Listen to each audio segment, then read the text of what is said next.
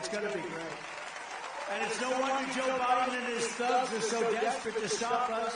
They know that we are the only ones who can stop them.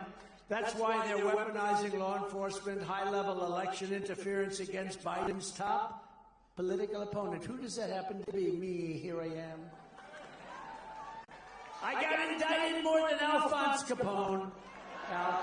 Scarface. You know how bad he was? You know, I know some of the guys in the front row. They're tough guys. If you ever looked at Alphonse Capone, you wouldn't be tough at all. You'd be dead by the morning, most likely. I got indicted more than Alphonse. Alphonse was a tough man. They did a movie called Scarface. Check it out. Even if it was half true, you don't want to deal with him. But the fact is, the people understand it. They get it. It's election interference at the highest level. Never happened in our country before. How about Fannie? Fannie.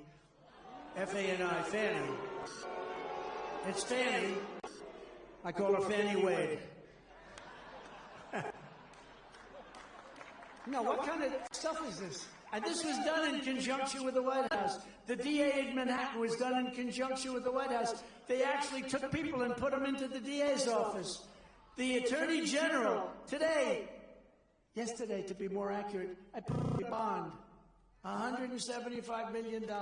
I put up a bond on something where I was not guilty of anything. I did a great job. The bank said he's one of our cherished customers. I borrowed money at their request, because that's what they do. They lend money. I borrowed money. I paid it back. I actually paid it back early. They want to charge me $450 million fine. This was a corrupt judge in New York, out of control. The fine was lowered substantially. But think of it. I have to put up, you see, this is all election interference, because that's money I could have used on the election. This is all election. Put up $175 million. Nobody ever heard of a $175 million bond. Honestly, I'm very proud of the fact I don't think there's been $175 million. Nobody. A bond is for $500,000, $1 million, or much less than that. A bond isn't for this.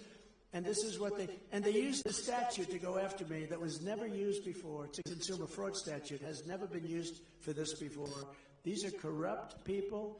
There was no problem. There was no anything. This was like a perfect transaction. Charged me $450 million fine.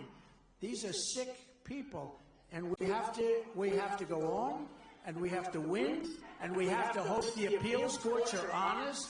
Because if they're not honest, this country, I'll tell you, where are we going? This has been such a blight on New York. The division actually gave me the case. I won the case because I won it in the appellate division, not the 175. I won that too. They reduced it from 450 to 175. But I won the case because it's called statute of limitations. The appellate division ruled in my favor. That means most of the case is gone. The judge refused to honor it. Now, nobody ever heard of that before. So the appellate division said, you won the case, that's it. And the judge said, I don't accept it.